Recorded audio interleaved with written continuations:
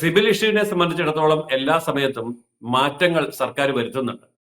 അതായത് സിവിൽ നിയമങ്ങളിലുള്ള മാറ്റം, അതില് സിവിൽ ശരിയാക്കി തരാമെന്നൊക്കെ പറഞ്ഞുള്ള പരസ്യമൊക്കെ കാണുക, അതൊക്കെ തട്ടിപ്പാണ്. ഈ സിവിലിനെ സംബന്ധിച്ചിടത്തോളം എല്ലാവരെയും കുഴയ്ക്കുന്ന ഒരു പ്രശ്നം തന്നെയാണ്. അതിൽ നമുക്ക് തിരിച്ചടവ് നടത്തിയെന്നിരിക്കട്ടെ. ഇപ്പൊ സിവിൽ ഇഷ്യൂ ഉണ്ടായി, എന്നിട്ട് നമ്മൾ മുഴുവൻ തിരിച്ചടച്ചു, ക്ലീനായി എന്ന് കരുതിയാൽ ക്ലീൻ ആകുകയില്ല. ജീവിതകാലം മുഴുവൻ കിടക്കുന്ന ഒരു ബാഡ് മാർക്കാണ് സിവിൽ.